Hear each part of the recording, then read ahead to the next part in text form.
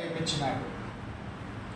రాజుగారు తన కుమార్తెను ఇవ్వాలని స్వయంవరం ప్రకటించినాడు. అందరూ కూడా మరి రాజు చెప్పినటువంటి స్థలానికి రావాలంట. ఎందుకు?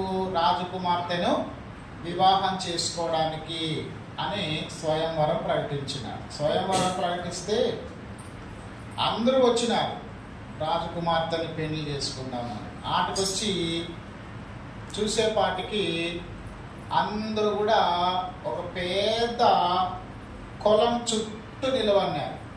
కొలం చుట్టూ కాదు, కొలను అంటే దాంట్లో నీళ్లు ఉంటాయి. అందరూ కూడా వరుసన నిలబడుకున్నారు ఒకవైపున మోట్లో. ఎవరికి ఏం అర్థం కాలేదు.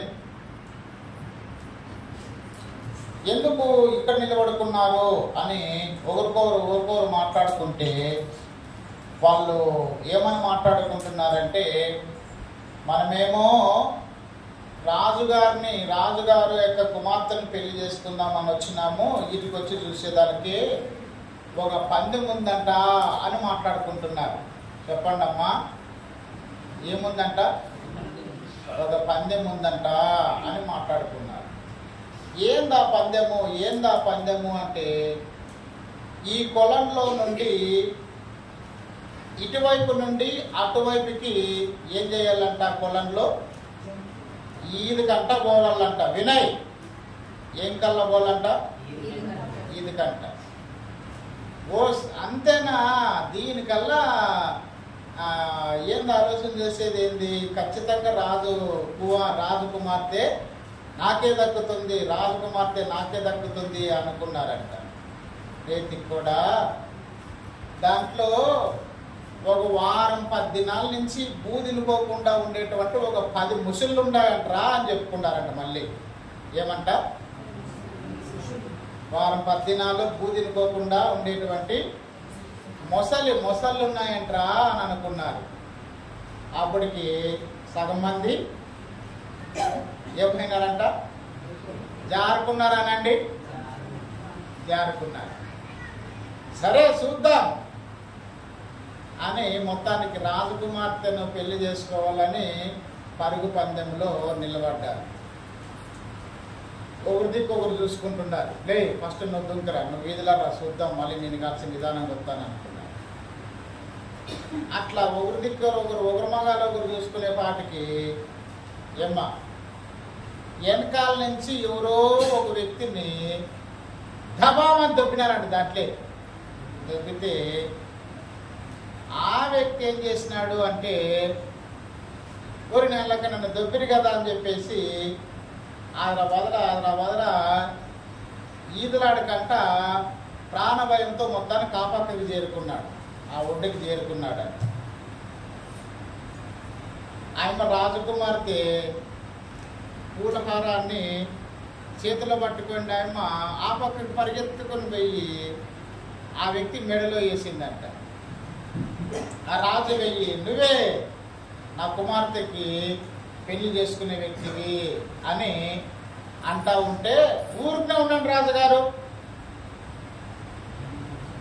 నేనేమి నీ కుమార్తెను పెళ్లి చేసుకోవాలని నేను నీళ్ళలో దుంకలేదు, ఇది లేదు, కానీ నన్ను ఎవరు దొబ్బినారో చెప్పండి అని అక్కడుండే వాళ్ళందరినీ అడుగుతున్నాడు.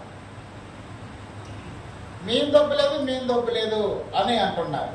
రాజు అన్నాడు, మొత్తానికి నా కుమార్తెను పెళ్లి చేసుకోవడానికి నువ్వు దుంకలేదా, ఇది లేదా అని అంటే, లేదు రాజుగారు, నాకు అట్లాంటి ఉద్దేశమే లేదు, నన్ను దొబ్బినారు, ఆ ముసలి నుండి తప్పించుకోవడానికి నేను ఇంకా ఆ పక్కకి ఈదుకంట పోయినాను అని చెప్పినాడు.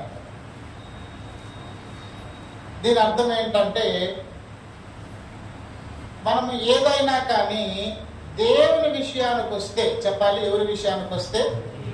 మందిరం విషయంకి వచ్చినా, పరిచర్య విషయంకి వచ్చినా, ఏ కార్యముల విషయంలోనైనా ఎవరో చెప్తేనో కదండి, ఎవరో మనల్ని బలవంతం చేస్తేనో మనము ఎక్కడికి రాకూడదు? చెప్పాలి, ఎక్కడికి రాకూడదండి? దేవుని సన్నిధికి మనము రాకూడదు. మనమంతకు మనముగా ఇష్టపూర్వకంగా మనమంతకు మనముగా తండ్రిని ఆరాధించాలి అనే ఆ ఉద్దేశంతో మనము దేవుని సన్నిధికి మనము రావాలి. మంచిది. 2 మాటలు, చిన్న ప్రార్థన. కళ్ళు మూసుకుందామా? పరిశుద్ధుడైన దేవా, మీకు వందనాలు చెల్లిస్తూ ఉన్నాం. మీ మాటలు ధ్యానించాలని, మీ మాటలు వినాలని మీ సన్నిధికి వచ్చి ఉన్నాం. ప్రభు, 2 అంచులు గల ఖడ్గమైన మీ మాటలు ఎంతో మాకు ఆశీర్వాదకరమైనవి. సుత్తి లాంటి మీ మాటలు మరి మొద్దుబారిపోయిన బండలాగా మారిపోయిన మా హృదయాల్ని దేవాదిగో మా తండ్రి బ్రద్దలు చేయగలిగిన మీ మాటలు. ఇదిగో స్వామి, మా అంతరంగంలో పేరుకుపోయినటువంటి, అస్తవ్యస్తంగా ఉన్నటువంటి మా హృదయ రహస్య పాపాలను మేము వాక్యము అనే అద్దములో చూసుకొని మా జీవితాన్ని సరిచేసుకునే విధముగా మీరు మాతో మాట్లాడమని కూడా మేము